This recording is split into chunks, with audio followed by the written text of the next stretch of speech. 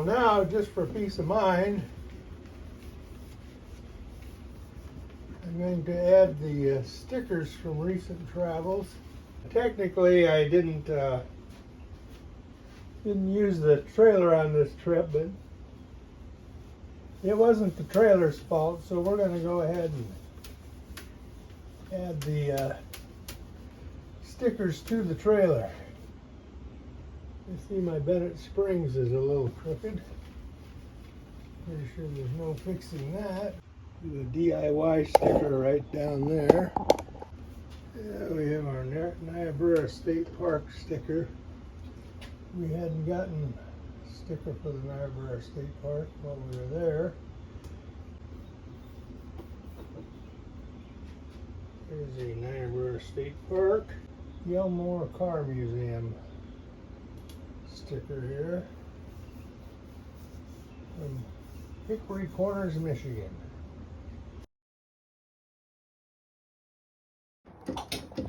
Okay, today we're inspecting the passenger side spindle and bearing. It's got a little tilt to it too. Okay, we're getting the cap off. Looks like it's got plenty of grease. Let me grab the paper towels.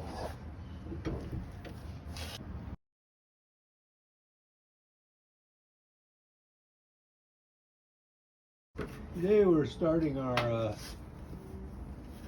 hatch repairs. You got to cut out the aluminum, then the wood from the inside.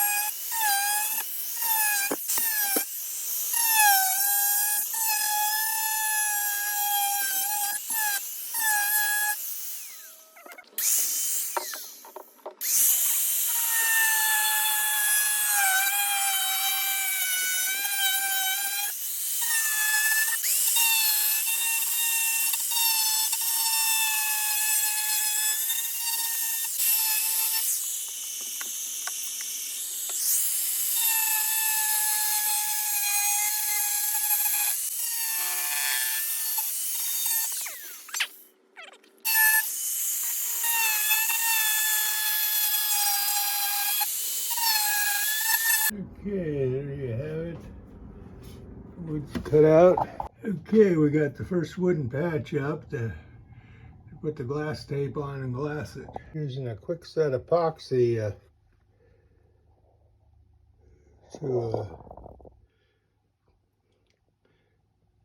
to attach the first layer of wood on the hatch. Okay, there's a look at our patch with glass on it.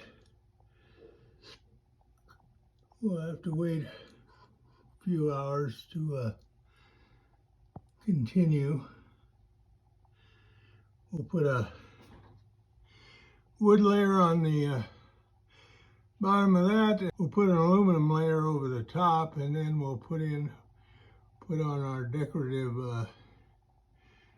aluminum deck plate. Here we have 2 layers of wood to repair the wooden hole in the hatch. Just got to clean this duct tape glue off of here, and well, that's glassed up. And here's an example of how it's going to look. We're going to have the diamond plate going all the way across. Okay, morning fellow do-it-yourselfers. Today we're going to go over the repairs of the Teardrop ready for our trip on Sunday. And here's what we did. As you saw in the earlier video, I repaired the inside wood and put an extra layer on.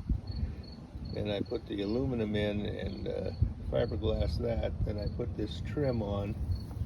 Unfortunately, I grabbed the wrong piece and I'm about 3/8 of an inch short, so we're gonna have to put trim on either side to even that out. I wish I'd have went a little higher.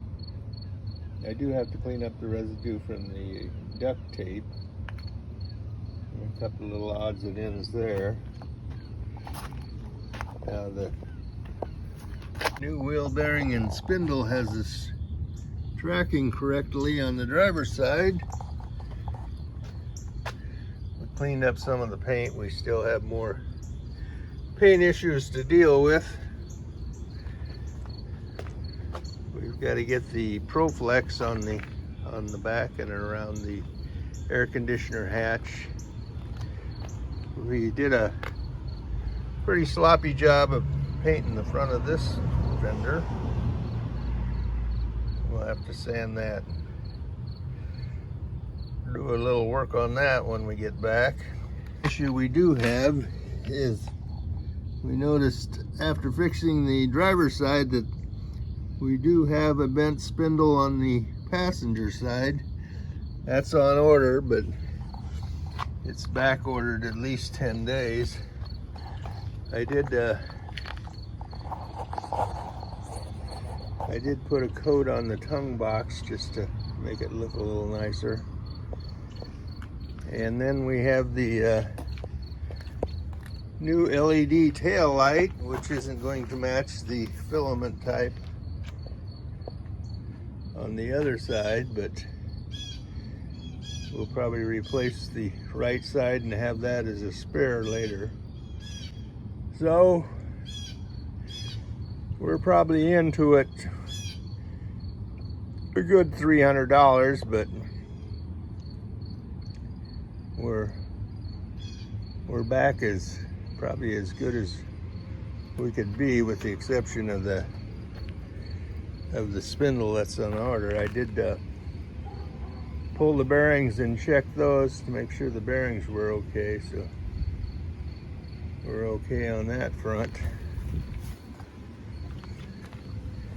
And then this is what a excursion with our pickup looks like. We got the shower potty tent, got the propane, we got the potty, we got the generator, got the air conditioner back there, we've got chairs, we got a bench, we've got our gas stove, we've got our jacky up center jack, and that's about it for back here. Now in the galley, we don't have much in the cupboards yet. We just have the coffee pot.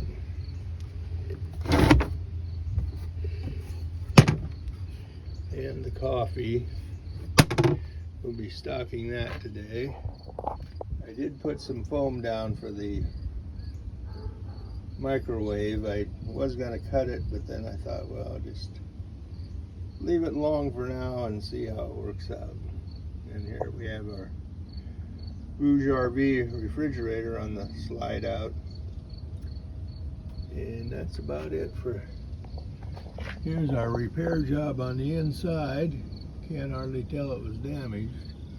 You can still see the dents on the outside, but it's probably as good as it's going to get. There's my notches to clear the cabinets. That's one thing I wish I'd have made the struts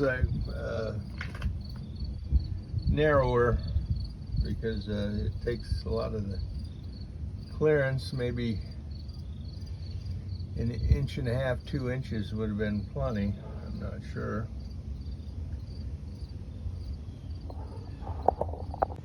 Okay, the microwave wouldn't fit with the foam folded over, so I put the foam in and squeeze the leftover foam alongside to secure the microwave. Probably have to pull that out when I use it, because I imagine I'll need a little clearance on the other side. Plus vents are on the passenger side, so I usually pull the microwave out a ways to use it anyhow. So there we have it for microwave installation. Microwave got a little scratched up in the rack. It knocked the door off. I had to put that back together, but it works fine. This is Dave and this is Laura. Yep. And the pup's name is Elvis. Elvis. And we wanted to build, and then we his first one went up for sale. His trailer number one is 4x8, built on a Harbor Freight trailer. We went and looked at it. We said, perfect. You know, we love it. It's got the galley in the back. We bought it, and it was nice, but I take up a little space, and we had 2 dogs with us, so in a 4x8, we were just jammed. So we used it for a year. We loved it, and we decided we wanted to build a 5x10. So we started into that. We got a pop-up, stripped it. Realized I don't have time to build a 5x10 right now, so we went out and bought this one used. It's a rustic trail, and I think they call it it's not Kodiak, it's a Grizzly. Okay. That's their model, and it doesn't have the galley in the back, but it's got the cabinets up front. So you've got cupboards here, some storage. There's an air conditioner up there that pokes through the front, and then from here back is all bed with storage underneath. So it's only 1 door in, but it's 5 foot tall. So my wife's only 5 foot. She claims to be 5'1". She's not. She can stand in there. So the 4-footer club. Yeah. So I can walk in. I have to stoop, of course, but I can sit on the bed and take off my shoes, which is nice, I got to admit. It's got a table there that can lift up and swivel around if you need that, if it's rainy or whatever. Yeah, I put a 19-inch shelf in front of mine. Yeah? And then once I put the mattress in, you try to stick your head under there.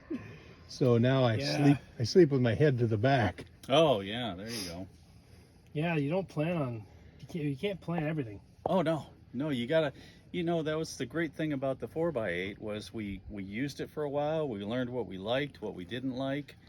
And then, so we got this one, now we're trying this one. We learned what we like, what we don't like. Our plan is, after I retire, hopefully someday, I'll have time to build, and I can build one that we think will fit us perfectly. So, yeah, but we like this. We put in a diesel heater.